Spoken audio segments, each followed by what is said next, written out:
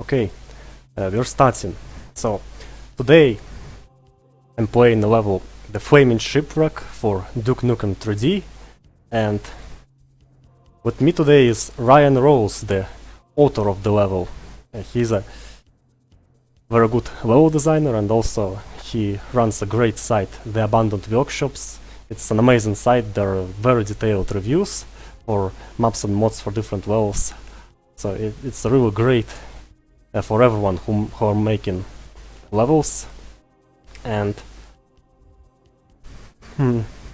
you can, if you read these reviews, it's really a great source of information of how your levels can be made better. So it's an amazing site and I recommend it highly. It's caw.duke4.net. N-E-T. So sadly there are very little new reviews these days, but I hope the situation will change. Hope the situation will change. So thank you very much, Ryan, for joining me today. I'm very happy to run the stream with you.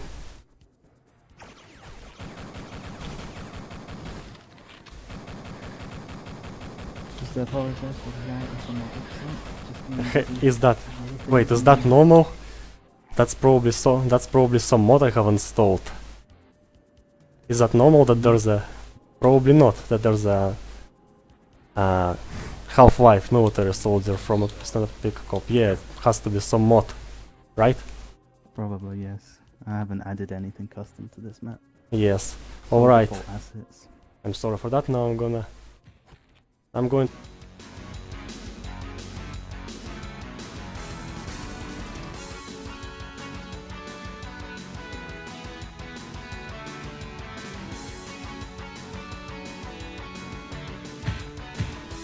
Alright. Back in the game.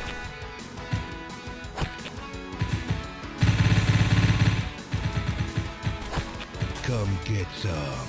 Somebody's gonna friggin' pay for screwing up my vacation.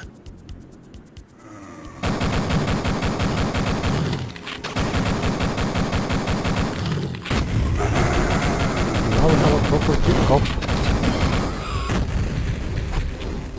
There might be problems with hearing us talking because of the sound. Gotta make it more quiet. So what catches the eye from the very beginning of the map is the architecture is magnificent, very inspiring.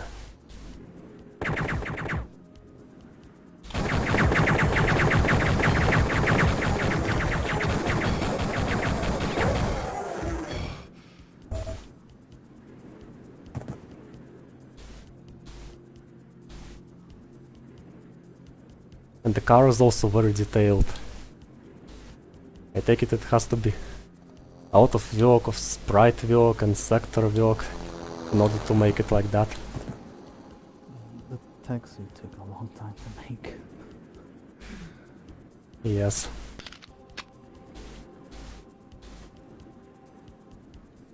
I've always liked sector-based vehicles in maps, whether it's Duke or Doom. It's very fascinating seeing them, so I like making them as well. Yes, for those of you who don't know, it's Duke Nukem 3D uses a build engine, and this engine it's not like modern engines we're used to when it's you know, what you draw is what you get in the engine. Here it was created in a like long time ago, past century basically, where computers were not powerful enough to make proper 3D geometry, so there was a trick. So it was forming 3D geometry but not keeping actual 3D geometry in memory, based on a flat map. So what we see here, the map like this, is exactly what level designer makes in the editor. It's really a lot of pleasure to just walk around and look around, because every building, it has its unique feel, unique atmosphere, unique architecture. So I imagine a lot of research and search for inspiration was involved here, so it's really It's really a great job to spend all this effort into the architecture because it really pays. Yeah, originally it wasn't a river that was separating the from your side of the street and the buildings across. It was originally going to be a big, large beach path with distant scenery. I ended up changing that in favour for the scene you see now because it was hard filling up the space in general, and the resources were getting quite thin. I see. Thank you very much for this bit of information. It's always great to know the creative path someone had to go through in order to make a level. One of the best things about Dig 3D, I'd say, though, compared to a lot of the other build engine games, which are all great in their own ways, the Dig 3D has a really versatile texture set, which you could do a lot with the default assets, and that's amazing. You can just look at any custom level and see what they managed to pull with the default assets, and you can find a lot of impressive stuff out there. Yes. It's always great when any game has some assets that have unique, that are universal, that can be put to many different unique usages. And with Duke 3D, yes, it's really amazing how many things you can do that were not intended by original authors, like something Doom-themed maps, some alien test chambers, distant landscapes that put Duke it out in the sea to shame, even though originally these landscapes were stunning, but not anymore when there's ADG 6 map. That's a lot better. Oh, yes. I'm thinking, I wonder if this flickering can be removed if we try to set a different render. What are you using? Classic? Almost. Strange, not classic. What about classic? Oh. Classic should work fine. So, classic renderer. Yes, now it's working fine, no flickering.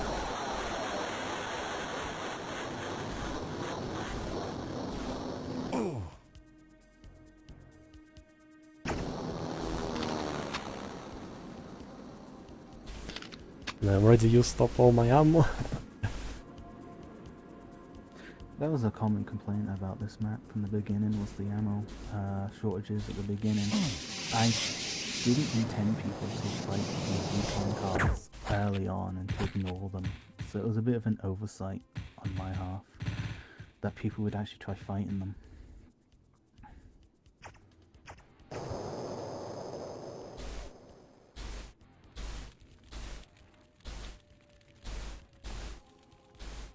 Oh. That's some animal abuse. What owner in their right mind would throw away a dog? Then again, maybe it's the dog's fault. There are different kinds of situations in life, we never know. It's nice and warm next to that fire. What? I didn't hear what you said. It's nice and warm next to that fire. Ah, nice and warm. So, that's third explanation we have, that the dog actually found its way here for the warmth of the fire. Nice. So, we have this situation where imagination is working, because you can find explanations for stuff, and for that you have to imagine. That's always great when art makes your imagination work. Yeah, I love visual storytelling, and you'll see that the further in the map you play. Yes. It's great.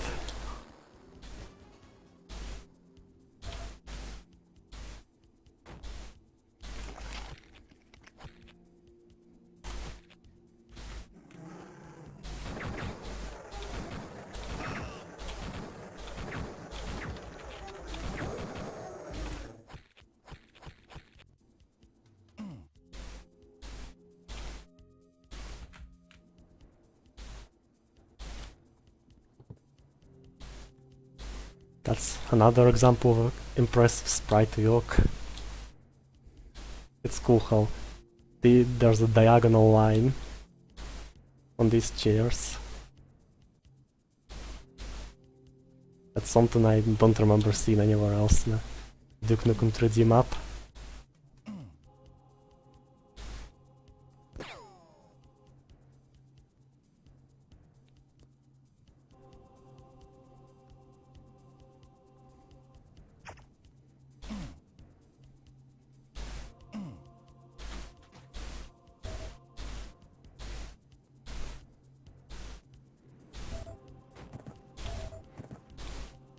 Who wants some?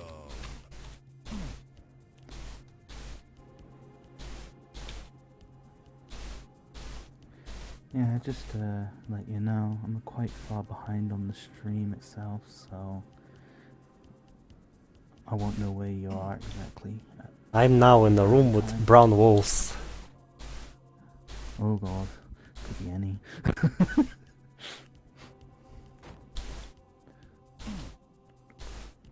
It has pistol ammo on the bookshelf, on top of the bookshelf, and blue boxes near the bookshelf.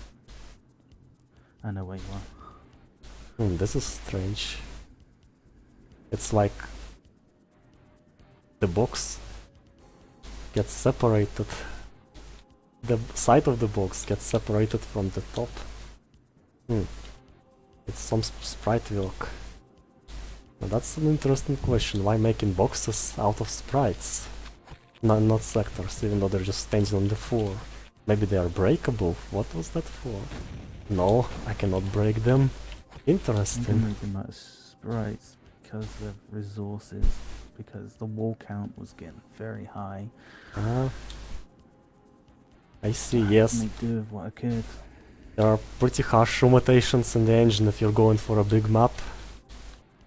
Hopefully this will be...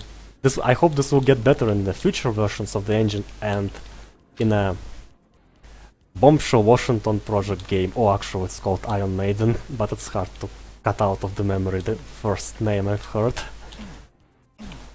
I don't think the resources could be increased any further unless there's some huge rewrites, but don't quote me on that. That's what I've picked up anyway.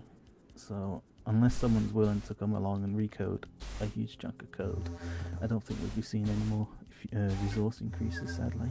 Interesting. I believed that so the limits were originally there because computers' memory could not handle more walls and sectors and everything, and now that there are more memory, it's all about changing the variable in the code. But Yeah, the situation is harder, yes. they've done one set of resource increases, I think back on John off port, if I pronounced that right. But because of other limitations in the code, I'm assuming they can't go any higher than that, sadly. So you just gotta make do with what you can. Like if you look at one end of the street, it basically just ends, and I think I had about 30 walls left, which was not enough to do anything else.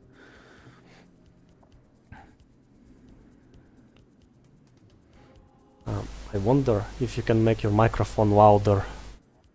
On my end, I see chat with you is at 100%. I think this is the lightest I can get it, sadly. I've got everything at max settings. It's not a very good quality microphone, sadly, either.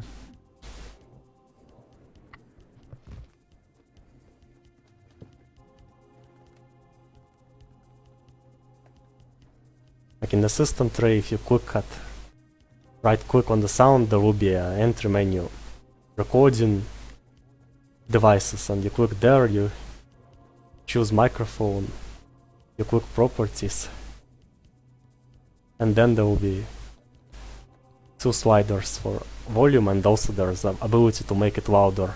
There's a second slider. You can try making that one louder.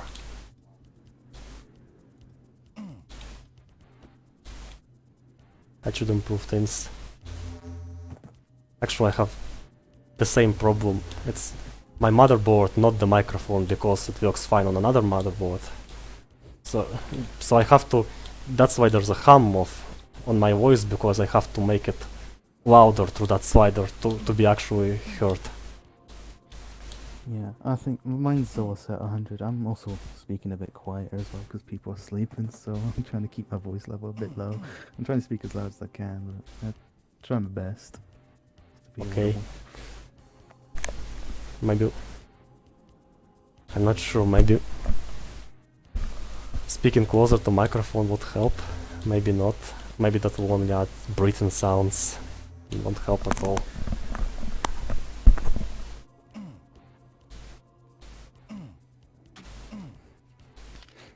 So good thing I have some bullets. Oh, discount furniture. Really nice sprite work. It's a very stylized corporate logo. And palette changes because these letters are red, these are blue, but there's a green palette for them. And that I think it's a fun thing. And that's what makes Duke fun, is all the different references and logos and stuff that you can find in the base game. So just creating your own, make the world feel a bit more alive. It's just another fun aspect of design and Duke levels.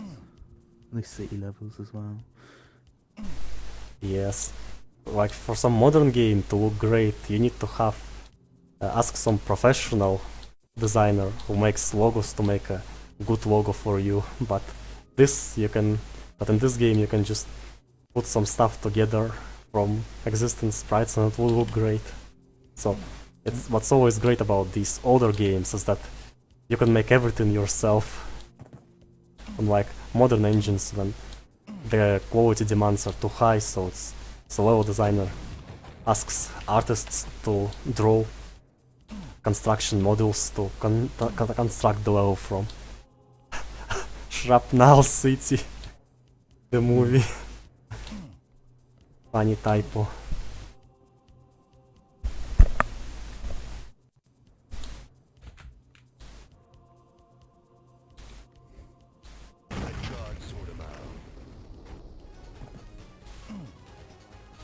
And the music is coming from that table, it seems.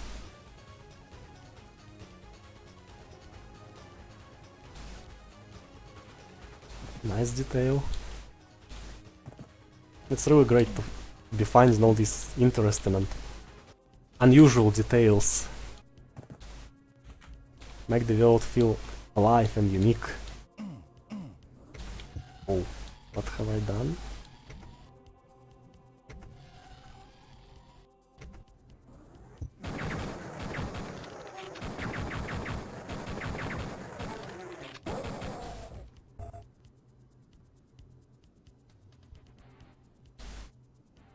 It's good that one floor is really physically above other floor. It's harder to do, but it adds immersion. And all these details, broken glass, a lot of them, also very excellent scene. I know it's hard to place every piece of these things one by one, but it always should be done because it pays off, makes the scene look great. There's another excellent example of environmental storytelling. This chair has fallen, so we know something happened here. And there's even these things it stood on.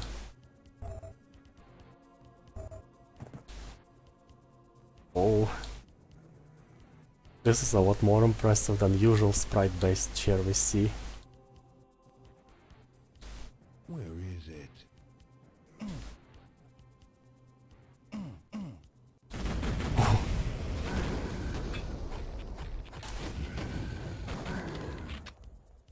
Probably don't have enough ammunition for this one, because it needs 5 pistol clips.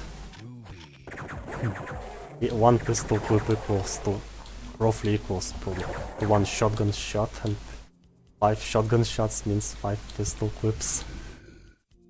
As for chain gun, I don't know what's the conversion rate for that, but probably enough.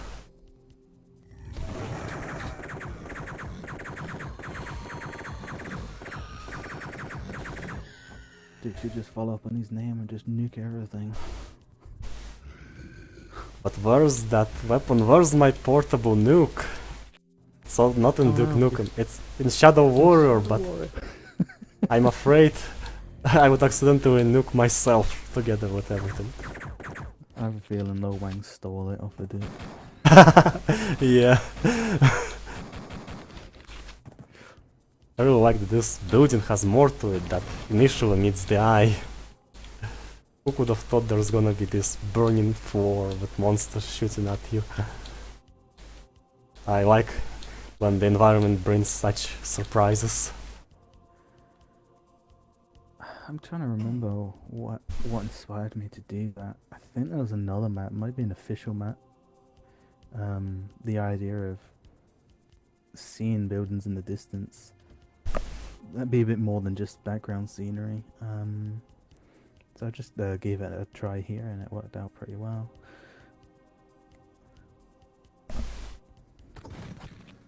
Also gives a sense that it's more than just the current environment being attacked. So again, environment storytelling.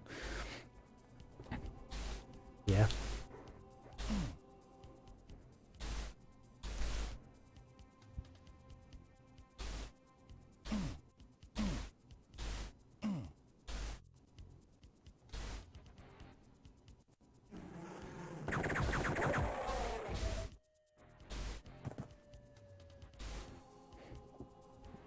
Again, there's excellent attention to detail. I don't remember seeing something like that in other user maps. There's even an open box and there's actual lamp in it.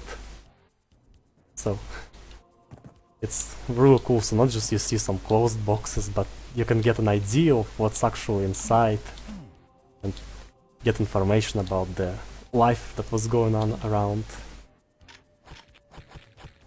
The architecture itself was really nice.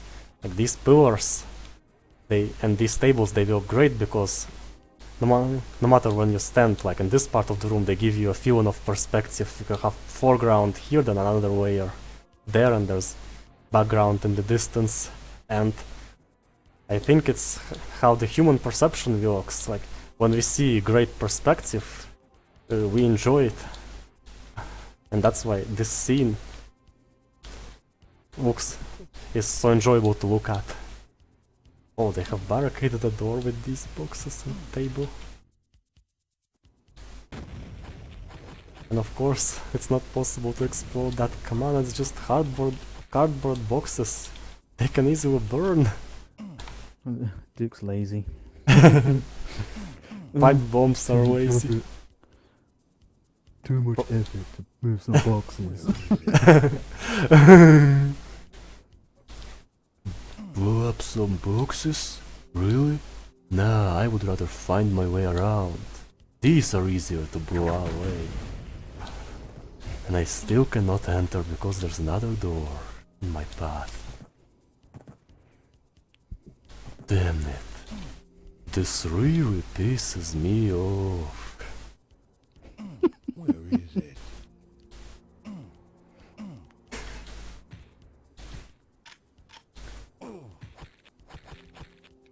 It's also funny how John said in an interview, like, said the game Duke Nukem Forever constantly gets delayed, and this puts me in Duke Rage mode.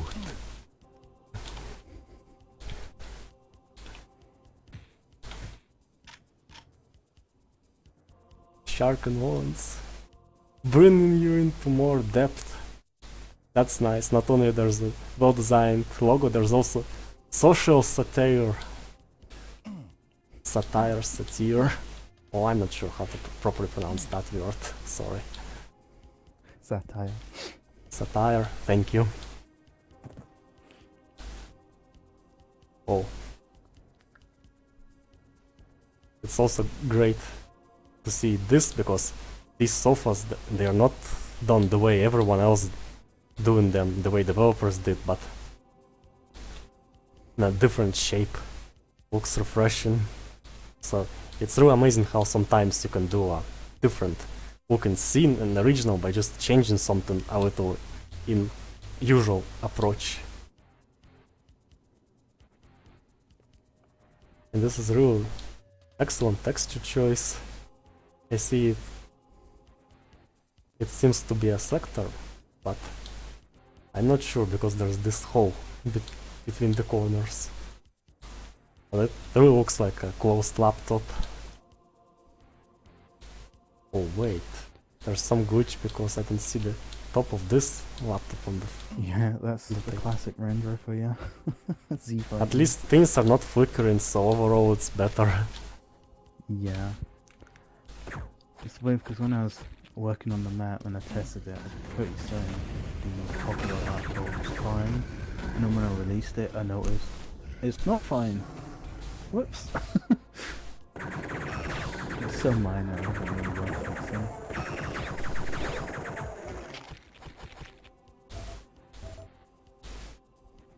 Chessboard, but since there are no chess, they use Duke items. That looks funny. There are even some moves. Where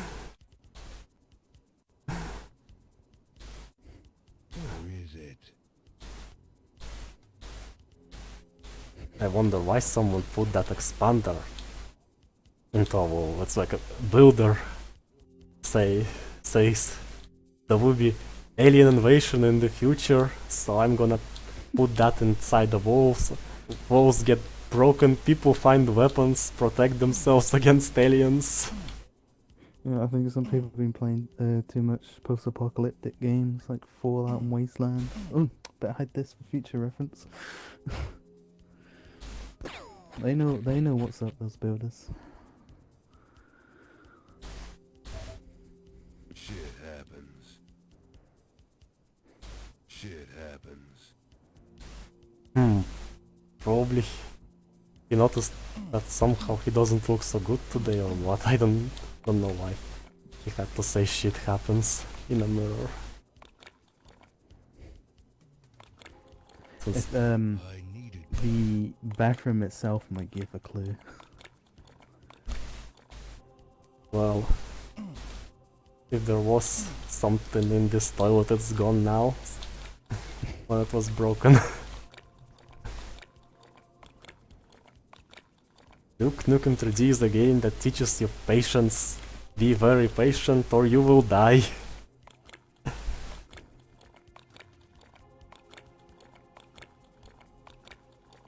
And it's still more forgiving than other games when there's no way to get rewards for patience.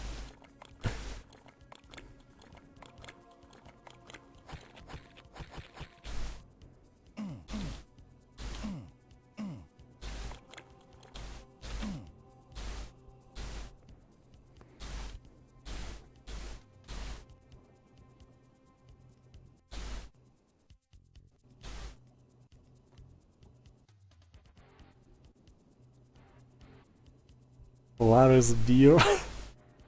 I needed What an a- excuse for beer logos. What did you say? I didn't hear.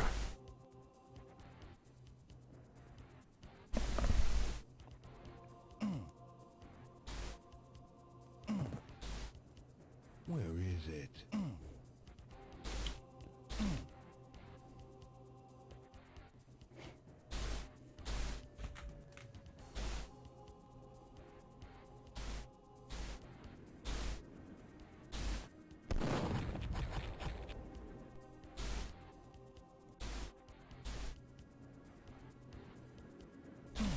Where is it?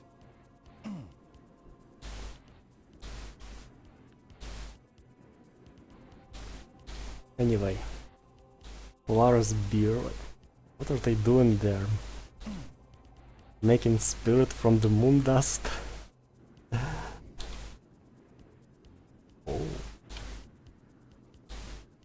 You get under the table and then things that on the table now floating.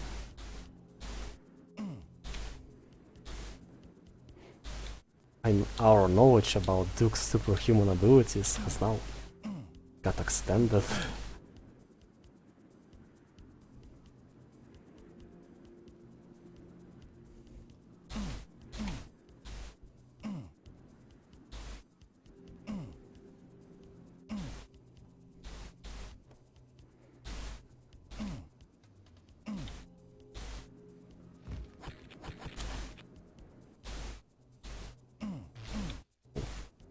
Ooh.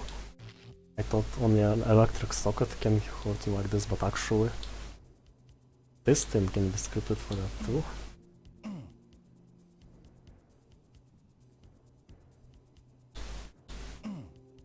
I enjoy You an at the, occasion.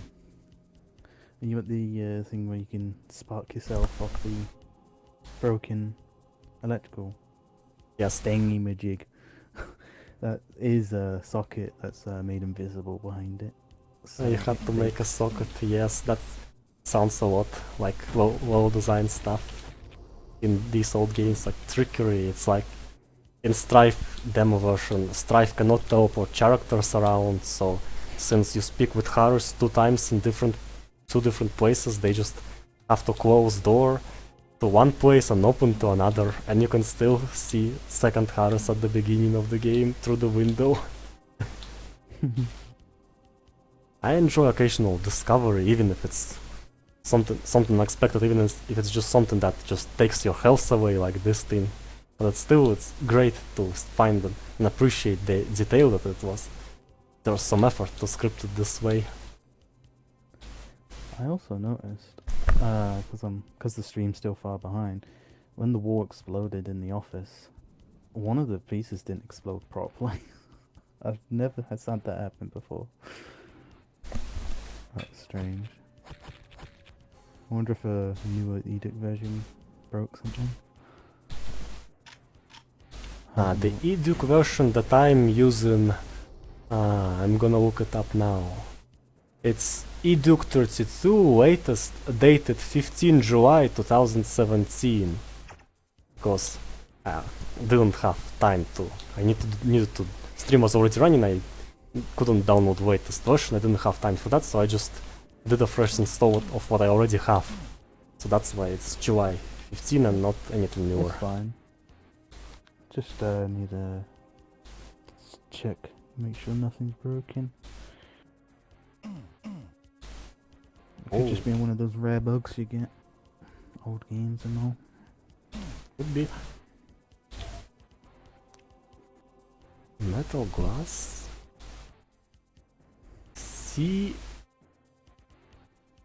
Or the paper. Strange word, I must be reading it. It's either a word I don't know, I'm reading it improperly. Or Cardboard, I think it is. card. Yeah, cardboard. Yes, but this clearly looks like C, and next letter clearly looks like E, then O-R-D, C-E-O-R-D, so it looks like C-ord paper. And next one is Gen Waste. And you can pretend to be a Gen Waste, and I'll do it a while later, but for now I'm more interested in what's gonna happen if you explode these. They didn't explode at all. Oh, what a disappointment. What a magical wall. That's the wall count getting in the way again. Yes. I had to sacrifice some things to extend other parts of the levels. And things are again physical, one on top of the other.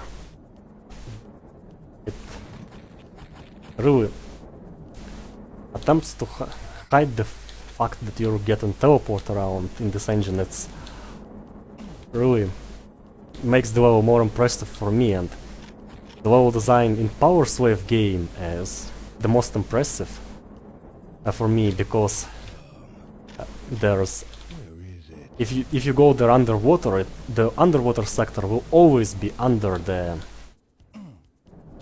sector that's above water, and the same on your phone. And actually, from what I know about how the engine works, it looks like they changed the engine itself to enforce that to designers. So because when you fall somewhere, it changes not the player's position, but number of the sector the player is in. So you just have to place the sectors one above the other, so to make it work correctly. And this way, you see the map as not as separate spaces, but as one big space. That makes the world more convincing for me. Though on the other hand, I understand that map with separate spaces is easier to read, but still. Oh. The access card that lies on the floor and not turn around. Can it be picked up? That's also what makes the level more enjoyable, seeing something you're used to, but in a slightly different shape. These kinds of railings, I don't even remember seeing them anywhere in Duke Nukem 3D, so that probably is either my memory or another example of amazing sprite work. Actually, it might be that this is one sprite and that's another sprite and that's another. To simulate the shape.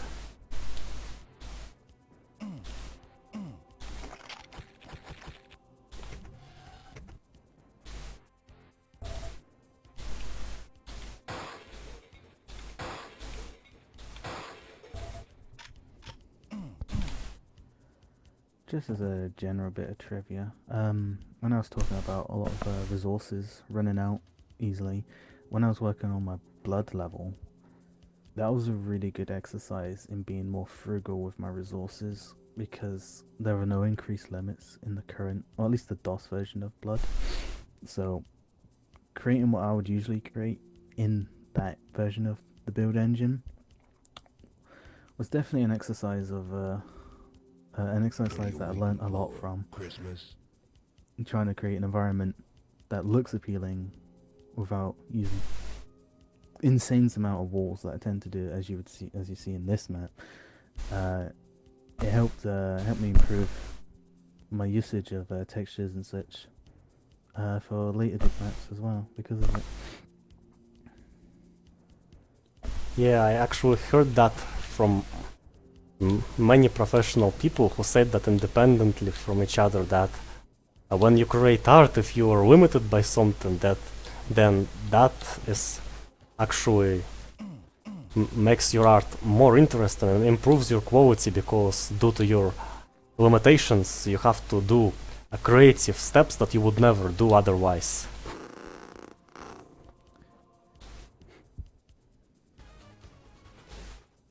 Strange sound of these doors, never heard sound like this in the game. Now there's gonna be a long and painful search for a key that is locked by a blue lock.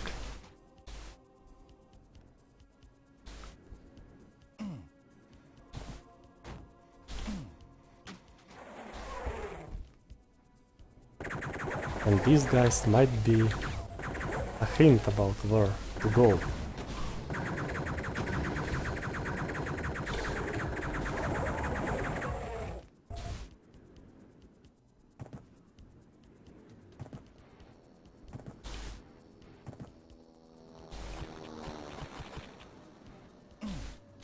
Oh, here it is. And that is the actual place which gave name to the whole level.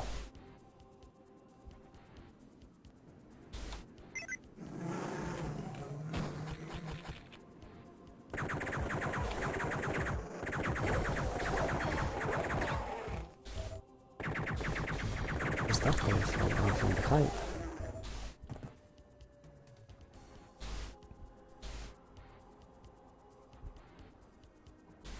Great design of these tables. So basically there's a theme, there's an established theme of some sailing the sea themed bar, and then this design does a great job of enforcing that theme, and like, these things looks like a part of a ship, and that's actually the view of the ship, the one you turn to determine the direction the ship is going in.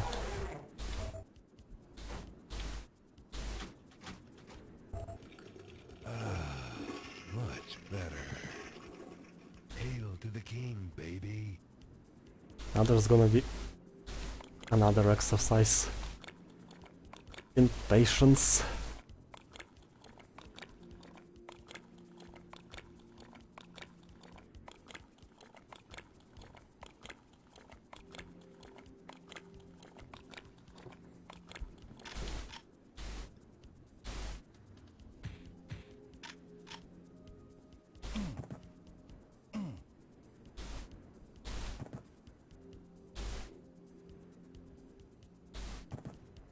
what makes the map even more enjoyable is how it's going to be original in every little detail. And going as far as this trash bin, its palette is changed, so the top is not red anymore, this time it's grey.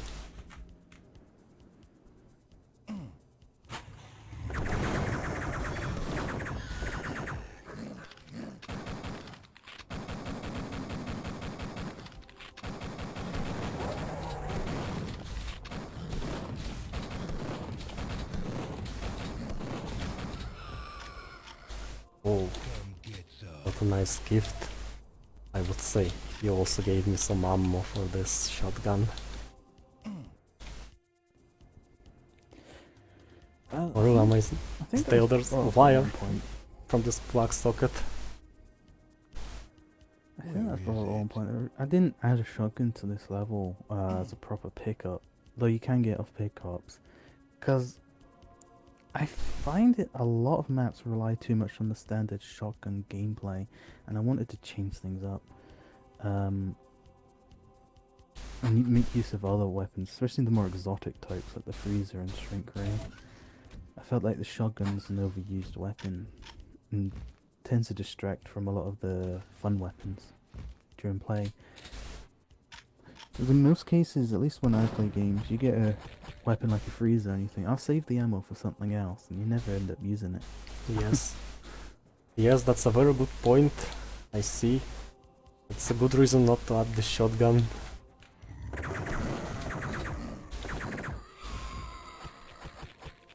It's like in Power Slave, when they force you to use all weapons you have by not... In some levels you have ammo for some weapons but not the others, and that way you play the game using every weapon. And that's really a good idea, because yes, it's totally correct. People do tend, I also tend to do the same, to like trying to go through with weapons that have like more, that I'm more used to, that I seem to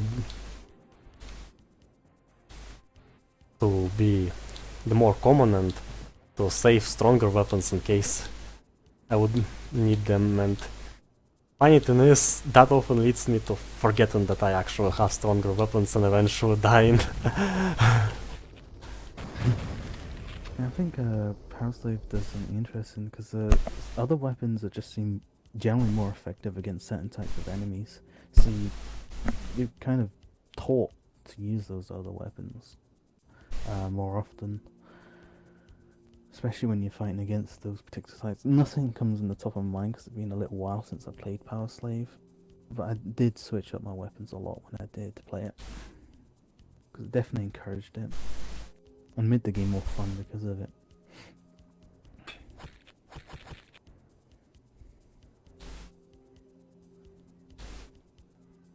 True amazed me about Power Slave is that how it is ahead of its time, because when you die you actually have like short first person cutscene, like when your hand falls on the floor and you're trying to stand up and there's blood, and if you're falling and if you're dying in the lava, then the hand is gonna be like burned, and if you're dying from explosion, then the hand is gonna be very, very severely wounded. I cannot explain how severely it's gonna be wounded. And these things, they became more common in modern games, like in Mirror's Edge. You can see this kind of stuff in Wolfenstein, The New Order, but Power Slave, I don't remember any other game from that time who did the same.